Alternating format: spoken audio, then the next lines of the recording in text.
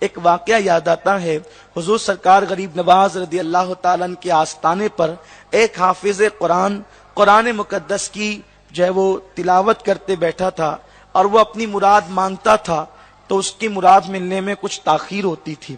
اس نے دیکھا کہ ایک شخص آیا یا ایک خاتون آئی جو نیک تو نہیں تھے، بلکہ ان کی برائیاں ان کے چہرے سے اور ان کے کردار سے ظاہر تھی۔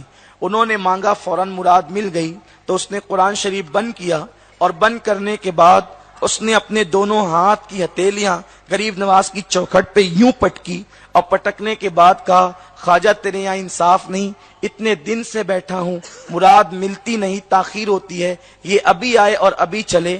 بس قرآن شریف رکھ کر اور چوکھٹ پہ یوں ہاتھ مار کر جیسے ہی نکلا تھا کہ اس نے کیا دیکھا کہ غریب نواز سرکار کے مزار کے اندر سے ایک نورانی چہرے والے بارو بزرگ عصا ٹیکتے ہوئے باہر نکل رہے ہیں، اور ان کو کہا، حافظ جی ادھر آئیں۔ آنے کے بعد کہا کہ کیا بات ہے، ناراض ہو کر کیوں جا رہے ہیں؟ کہا، اس چوکھٹ پر انصاف ہی نہیں ہے، میں کتنے دنوں سے قرآن مقدس کی تلاوت کرتے بیٹھا تھا، مجھے تاخیر ہوئی، اور وہ آئے اور ان کی مراد پوری ہوئی اور وہ یہ چل دیے۔ فرمایا کہ حافظ جی اب جا رہے ہو نا، اللہ آپ کی مراد بھی پوری کر دیا، جاؤ آپ۔ تو کہا کہ آپ کون ہے؟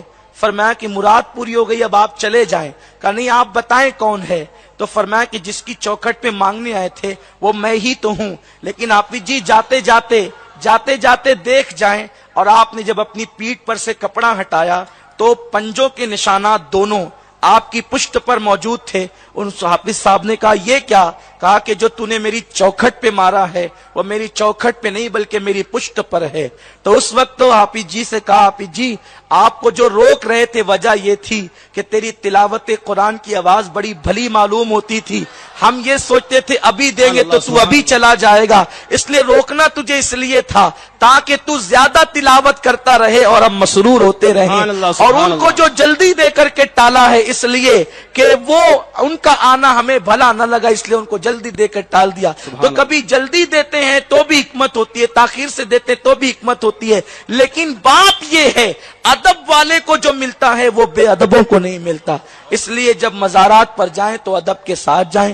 اللہ ہمیں ادب کی توفیق عطا فرمائے۔ آپ نے سوالات کیے، ہم نے جوابات دیے، اور یہ اللہ کی توفیق سے جو صحیح ہے وہ اللہ رسول کی طرف سے ہے۔ اگر اس میں کوئی غلطی ہے تو یہ میرے نفس کی شرارت ہے، اگر کوئی غلطی ہو گئی ہو تو اللہ تعالی معاف فرمائے۔ سبحانک لا علم لنا الا ما علمتنا